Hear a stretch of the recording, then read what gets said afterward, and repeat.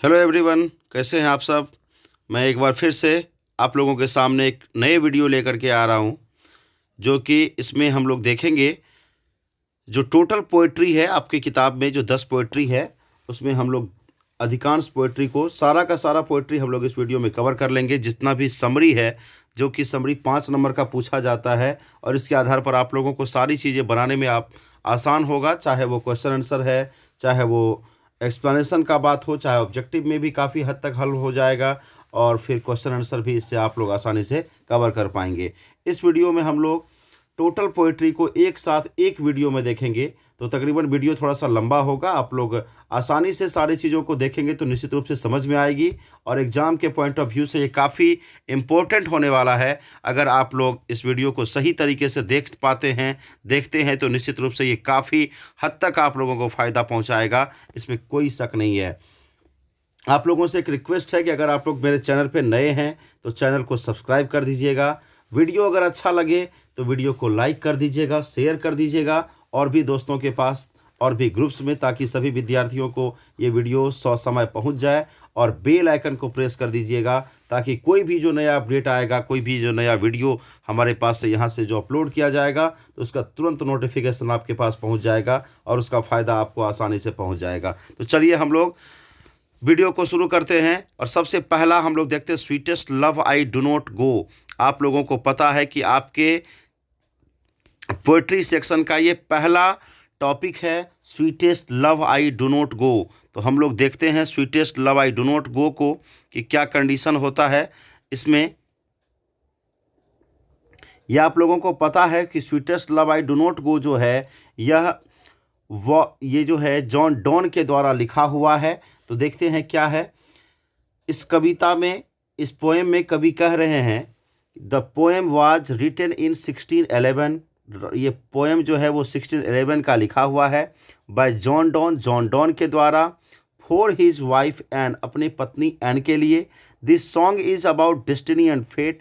यह जो कविता है, ये सॉन्ग जो है वो बिल्कुल एक बदकिस्मती को, दुर्भाग्य को दिखाता है।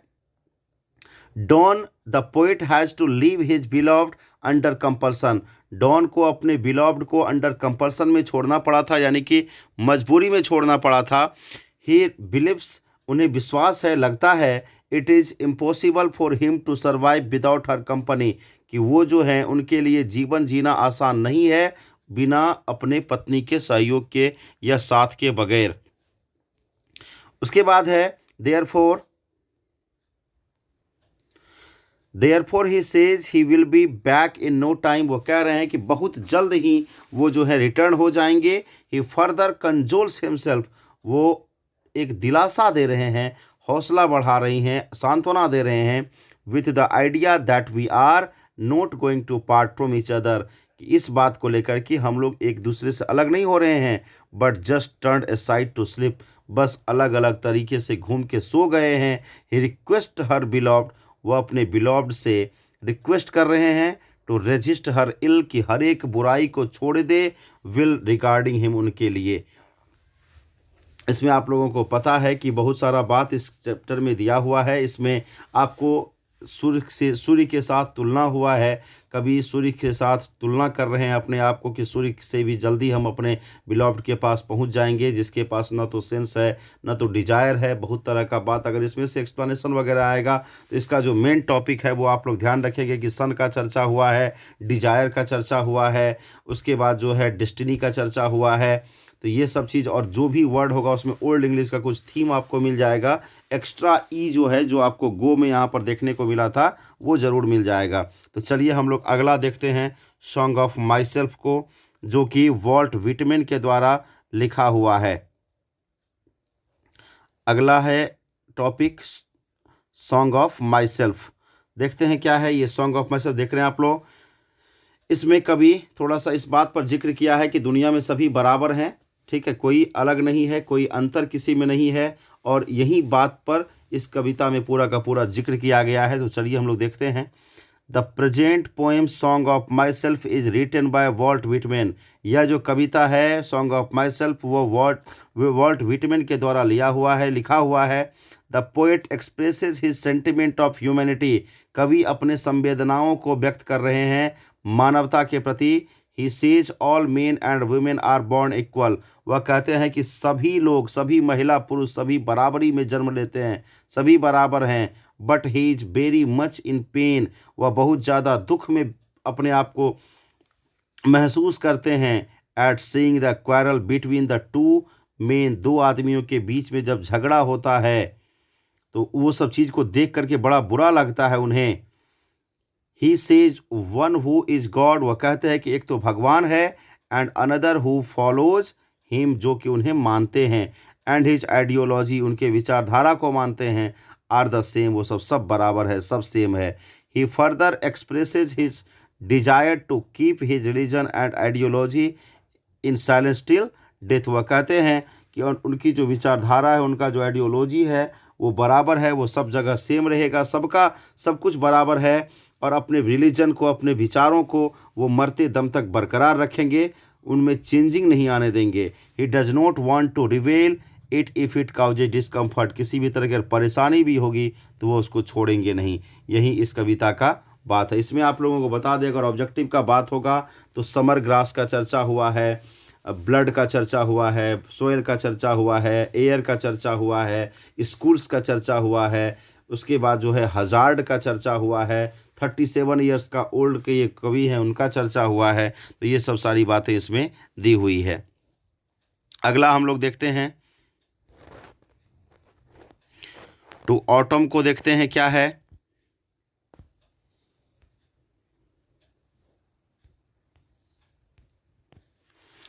टू ऑटम जो है जॉन किट्स के द्वारा लिखा हुआ, देखते हैं क्या है। John Keats poem to to autumn describes the changes of season, यह जो है चेंजिंग ऑफ सीजन को दिखाता है, किस तरह से मौसम जो है 3 कंडीशन में बदल जाता है। एक कंडीशन में जब मौसम शुरू होता है, दूसरा कंडीशन में जब मौसम जो है वह बिल्कुल रूप से मध्य स्थिति में होता है, और एक जब मौसम खत्म होने का स्थिति में आता है। The 3 stanza poem creates 3 different stage of autumn, कहता 3 स्टेंजा का यह पोएम है, 3 विभिन्न स्थिति को दिखा रहा है ऑटम का। एक में ग्रोथ, हार्वेस्ट एंड डेथ, एक ऐसा कंडीशन जब मौसम पूरा ग्रोथ में रहता है, एक जब पूरा परिपक्व हो जाता है, और एक जब उसकी अंत हो जाती है। The theme going in the first stanza, पहला स्टेंजा का जो थीम है वो ये है कि is that autumn is a season of fulfilling, autumn जो है वो फुलफिलिंग का, यानी सब कुछ को परिपूर्ण करने का सीजन है। Yet the theme ending the final stanza, जो फाइनल स्टेंजा का जो थीम है, फाइनल स्टेंजा का जो थीम है वो ये है कि autumn is a season of dying, यह एक अंत स्थिति को दिखाता है। However by using the stage of autumn as a metaphor, कहता है यहाँ पर सीजन के रूप में ऑटम को यहाँ पर जो है मेटाफोर के तरह, अलंकार के तरह इस्तेमाल किया गया है। For the process of death, इससे मृत्यु के प्रोसेस को दिखाया गया है। Keats puts his the concept of death, वह कंसेप्ट ऑफ डेथ को दिखा रहे हैं in a different more favourable light, एक अलग तरीके से उस पर प्रकाश डालने का जो है कोशिश किए हैं। ठीक है, इससे बहुत सारी बातों को और भी दिखाया गया है। चलिए द सोल्जर को हम लोग देख लेते हैं क्या है। अगला द सोल्जर कह रहा, the soldier is a patriotic poem written by Rupert Brooke, कहा द सोल्जर जो है वो एक पैट्रियोटिक पोएम है जो कि रूपर्ट ब्रूकी के द्वारा लिखा हुआ है। It presents a fine feeling of a soldier, यह एक सोल्जर के फाइन फीलिंग को दिखा रहा है युद्ध के प्रति। He does not see the war as a heroic event, वह जो है युद्ध को एक भयावह घटना की तरह नहीं देख रहे हैं, but as a glorious sacrifice, जबकि एक त्याग के अवसर के रूप में देख रहे हैं। उसके बाद the poet suggest positive feeling towards the war, वह युद्ध के बारे में एक पॉजिटिव फीलिंग को दिखा रहे हैं। And describes positively the soldier's thoughts once the war has finished, positive thought को यहाँ पर दिखा रहे हैं। सोल्जर सोचते हैं कि once the war has finished, जब युद्ध खत्म हो जाएगा, every English soldier is protected, हर एक इंग्लिश सोल्जर को प्रोटेक्ट किया जाएगा, रक्षा किया जाएगा, सुरक्षा किया जाएगा।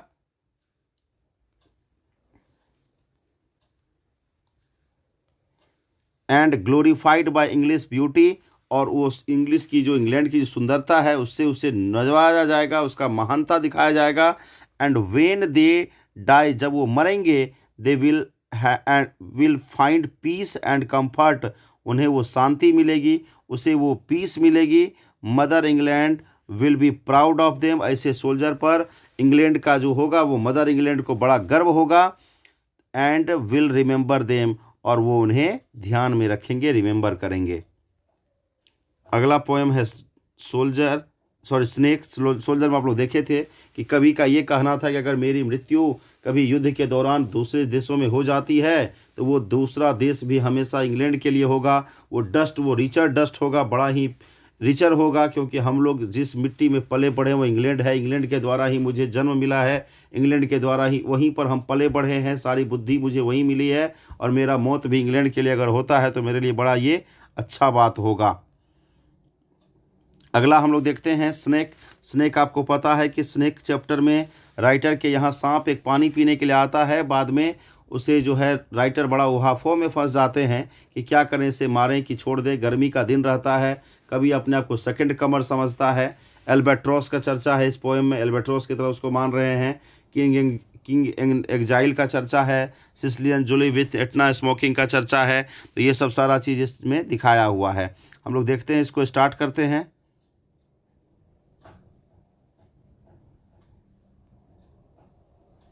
क्या है? D.H. Lawrence in his poem snake very beautifully curses modern education, कहता है कि इसमें D.H. लॉरेंस जो हैं वो इस कविता में मानव के आधुनिक शिक्षा पर थोड़ा सा कर्स कर रहे हैं, प्रहार कर रहे हैं या गलत ठहरा रहे हैं। That compels him to kill an innocent snake, जो उन्हें विवश कर देता है एक निर्दोष सांप को मारने के लिए। A snake comes to a water trough to drink water, एक सांप पानी पीने के लिए उस जगह पर आता है। In the hottest Noon of summer, गर्मी के उस दोपहरी वाले भाग में। The poet kills it after it has drink, जब वो पानी पीने ड्रंक जब वो पानी पी लेता है उसके बाद कभी उसको क्या करता है, मार देता है काफ़ी सोच विचार के बाद। एंड ट्राइज टू रिटर्न, जब वो कोशिश करने लगता है जाने का। Before the poet kills it, जब कभी उसको मारने से पहले, he has gone through many questions whether to kill it और नॉट, उसके दिमाग में काफ़ी कुछ क्वेश्चन आता है कि इसको मार दें कि छोड़ दें। आफ्टर ऑल दिस डायलेमाज, कहता सभी डायलेमाज के बाद, यानी जितना भी डायलेमा है उसके मन में, जितना भी कन्फ्यूजन है उसके मन में कि मारें कि ना मारें, बाद में लेकिन he kills it, but immediately after this act he regrets a lot, जो लास्ट में मार तो देता ही है लेकिन ये कार्य करने के बाद वो काफ़ी अपने आप को बहुत ज़्यादा कोसता है, बहुत ज़्यादा पश्चाताप करता है कि ऐसा आखिर नहीं करना चाहिए। अगला पोएम जो है वो है एपिटफ।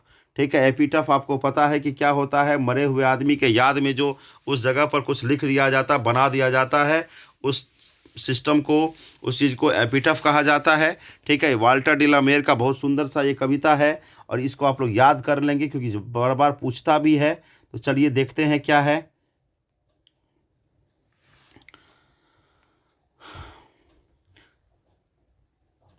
The poem is written by Walter de la Mare, poem जो है ये वाल्टर डी ला मेयर के द्वारा लिखा हुआ है। The poet expresses his sad feeling for a lady, कवि अपने एक लेडी के लिए सैड फीलिंग्स को दिखा रहे हैं। The lady belongs to the west country, यहाँ से क्वेश्चन है किस कंट्री से बिलोंग करती थी, तो वेस्ट कंट्री से। लेडी वो जो थी वो वेस्ट कंट्री से बिलोंग करती थी। He considers her the most beautiful and charming lady, वह उन्हें सबसे सुंदर, बहुत ही ज़्यादा चमकदार लेडी के रूप में मान रहे हैं। But the poet feels the beauty even the rarest beauty, कवि को लगता है कि सुंदरता हमेशा रहने वाला चीज़ नहीं है, हमेशा रहने वाली चीज़ नहीं है। Also dies with the person, वह जो है आदमी के साथ ही मर जाता है। There is no one to remember this beauty after the person dies, आदमी के मरने के बाद कोई उसे याद नहीं रखता है, उस सुंदरता को कोई ख्याल नहीं रखता है। देयरफॉर ही रिग्रेट्स, इसलिए उन्हें इस चीज़ का दुख है, रिग्रेट करते, पश्चाताप करते हैं। After the death of his beloved, उसके मरने, उसके प्रेमिका के मरने के बाद, that nobody will now remember, कोई भी आदमी उसको अब याद नहीं रखेगा। Her and praise her beauty, उसकी सुंदरता का प्रशंसा करेगा, एक्सेप्ट ही, कवि के अलावे। ठीक है, इसमें वही बात है कि कवि एक जो महिला से प्यार करते रहते हैं वो बहुत ही सुंदर मानते हैं उसको, कवि के साथ वो छल करती है। एक फ्रेज का इसमें यूज किया गया है, life light and step and heart, वो उसका मतलब ही होता है कि चंचल टाइप की जो महिला होती है, इस तरह का सिस्टम जो स्थिर नहीं है, और वो कवि को ठग लेती है। कवि को लगता है कि हमारे द्वारा जिस तरह का सिस्टम है उस मतलब वो महिला जैसा सुंदर कोई है नहीं। ब्यूटी के बारे में बताया गया कि रेयरेस्ट होता है, दुर्लभ होता है। ठीक है, कवि सोचते हैं कि मरने के बाद उसको कोई याद नहीं रखेगा। चलिए अगला देखते हैं हम लोग क्या है, grandmother's house. Grandmother house बहुत सुंदर पोएम है, कमला दास के द्वारा लिखा हुआ। इसमें वो अपने बचपन के दिनों को याद करते हुए उस घर का जिक्र करती है जहाँ पर उसको ग्रैंड मदर से वो प्यार मिलता था। ठीक है, देखिए, the poetess of my grandmother house, Kamala Das, इसकी जो कविता जो लिखी है वो कमला दास है। Describes the deserted condition of her grandmother's house, वह अपने ग्रैंड मदर्स के हाउस के उस बुरी स्थिति को दिखा रही है, जिक्र कर रही है। डेजर्टेड मतलब बिल्कुल वीरान सा घर हो चुका है। एंड हर ऑन लाइफ, अपने जीवन के बारे में भी जिक्र कर रही है। हर ग्रैंड मदर इज़ नो मोर, उसकी ग्रैंड मदर जो थी वो जिंदा अब नहीं है। सी रिमेंबर्स हर पास्ट, वह अपने पुराने दिनों को याद करती है। When she visits her old house, जब वह अपने उस पुराने घर में विजिट करती है। The present condition of the house is fearful, present condition जो है उस घर का वो बिल्कुल डरावना सा है। The poetess wants to take from this place an armful of darkness, कहता कवि जो है चाहती है कि उस घर में फिर से वो प्यार उसको मिल पाए, वो डार्कनेस खत्म हो पाए। At her house where she lives now, और वही सिस्टम वहाँ पर भी पहुँच जाए, वहाँ पर भी हो पाए जहाँ पर वो अभी रहती है। She wants to put this, वह चाहती है कि वो जो है उसको सही करे। डार्कनेस सेफली इल, उस बुराई को हटा दे। हर बेडरूम टू रिकलेक्ट, अपने बेडरूम में फिर उसी याद को रिकलेक्ट कर सके, फिर से उसे ला सके। Recollect the memory of the past, अपने पुराने समय के याद को फिर से वो ताज़ा कर सके। इसमें कुत्ता का चर्चा हुआ है कि बेडरूम के पास जो कुत्ता है उसको पहचान नहीं पा रही है। स्ट्रेंजर्स लव का चर्चा हुआ है। किताबों के बीच में उसे बचपन में सांप नजर आता था डर के मारे, वो चर्चा हुआ है। ये सब फ्रोजन एयर का चर्चा हुआ है, तो ये सब ध्यान रखेंगे। इसके द्वारा कुछ किताब सब भी है, वो सबको भी आप लोग ध्यान रखेंगे। उसका भी मैं एक बार ज़रूर चर्चा कर दूंगा, जिस राइटर के द्वारा कौन कौन सा किताब लिखा गया है। फायर हैम अगला टॉपिक है आपका। ये केकियन दारोद्वारा के द्वारा लिखा हुआ जो है एक पोएम है। जोरोस्ट्रियन रिलीजन से वो बिलोंग करते थे, पारसी समुदाय के। उसमें आग के डिबॉचरी को यानी आग की गलत एक्टिविटी को दिखाया गया है। जो आग के द्वारा क्या होता है तो किसी डेड बॉडी को हाफ बर्न्ड यानी अधजला छोड़ दिया जाता है। देखिए क्या है, the poet Keki N Daruwalla describes a scene of a ghat. इसमें पोएट केकियन दारूवाला जो है वो एक घाट का जिक्र कर रहे हैं। ठीक है, घाट जहाँ पर डेड बॉडी को जलाया जाता है। ठीक है, where dead bodies are being burned, जहाँ पर एक डेड बॉडी को जलाया जा रहा है। The fire is living the bodies half burnt, आग क्या किया था तो आग वो शरीर को अधजला ही छोड़ दिया था। Once he has to burn the, जब एक बार उसको जलाना पड़ा था dead body of his elder son, अपने बड़े बेटे का को, against the demand of his religion, उसके धर्म के खिलाफ आकर के उसे जलाना पड़ा था। पारसियों में एक अलग प्रोसेस होता है डेड बॉडी को क्रीमेट करने का। This time saves fire from doing that sin, वह बोला था कि हम ऐसा कंडीशन नहीं करेंगे, ये चीज़ से अपने को बचा लेंगे। Here it reflects the flexibility of the speakers mind, यहाँ पर कवि के दिमाग की, कवि का जो बात है उसके फ्लेक्सिबिलिटी को दिखा रहा है। लेकिन वहाँ पर कंडीशन ये था कि टावर ऑफ साइलेंस जो था, जहाँ पर पारसियों को जो क्रीमेट किया जाता है, जस्ट फ्यूनरल किया जाता है, उसमें वो हजारों मील दूर था, इसलिए वहाँ जाना पॉसिबल नहीं था। The fanaticism is always a danger for the society, कहता है फैनेटिसिज्म जो है वो हमेशा एक समाज के लिए डेंजर का काम करता है। It brings differences amongst the people, यह लोगों के बीच में क्या करता है, एक डिफरेंस पैदा करता है, एक अंतर पैदा करता है। देयरफॉर, इसीलिए he stands there for fire not to commit the sin again, कि ऐसा कंडीशन फिर से न हो, इसलिए वो एक शपथ ले रहे हैं। ठीक है। इसमें फायर हेम में घोस्ट का चर्चा हुआ है कि कभी जब घूम रहे थे तो लगता था कि भूत घूम रहा है, पूरा माहौल फॉस्फोरेंस हो गया था। उसमें पिताजी उसको समझा रहे थे, उसी चीज़ को वो समझ लिया था, कसम खाया था कि आग, वो जो अधजला शरीर देखा था तो बड़ा डर सा गया था, बड़ा ख़राब लगा था। और वो जिक्र किया था, वो चर्चा किया था कि ऐसा नहीं होगा, लेकिन उसको अपने बड़े बेटे को आग के हवाले करना पड़ा था, जलाना पड़ा था, इसके बावजूद भी जो कि वो कसम खाया था धर्म के खिलाफ। ठीक है।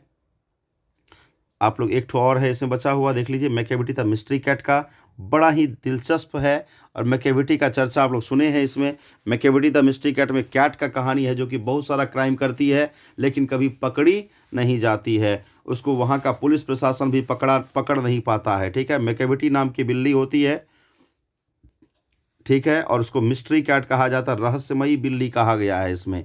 देखिए क्या है, the poem is written by T S. Elliot.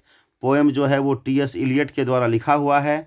The poet calls Macavity a mystery cat, उसको एक मिस्ट्री कैट कहा गया है, because it is never found at the place of crime, कभी भी इस जगह पर नहीं पकड़ाया जहाँ पर कि क्राइम हुआ था।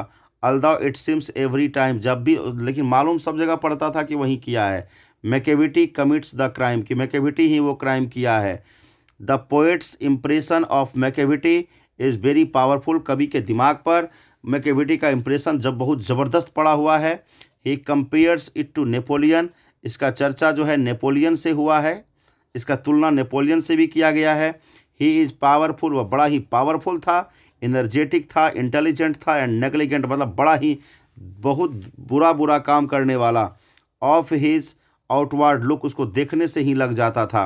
The poet calls Macavity is outwardly respectable, उसका जो था लोगों के जहन में, लोगों के दिमाग में एक सम्मान बन गया था, एक स्थान आ गया था। His footprints are not found in any criminal record of Scotland, कहता है कि स्कॉटलैंड यानी वहाँ का जो इंग्लैंड का जो पुलिस प्रशासन था उसके डायरी में उसके पास किसी तरह का कोई क्राइम का रिपोर्ट उसके खिलाफ में नहीं था।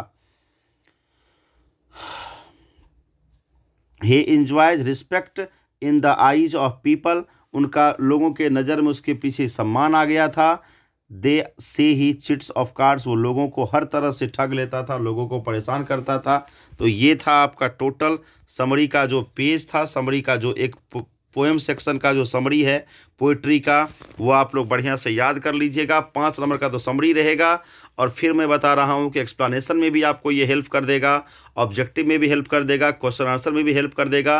और 5 नंबर का समरी लिखना बहुत आसान है, क्योंकि आपको इसी में से कोई न कोई रहेगा और 5 नंबर आसानी से आपको वहाँ से मिल जाएंगे। राइटर का डिटेल आप लोग देख लीजिएगा बढ़िया से, और इसको अधिक से अधिक लोगों के बीच शेयर कर दीजिएगा ताकि लोगों को भी फ़ायदा हो जाएगा।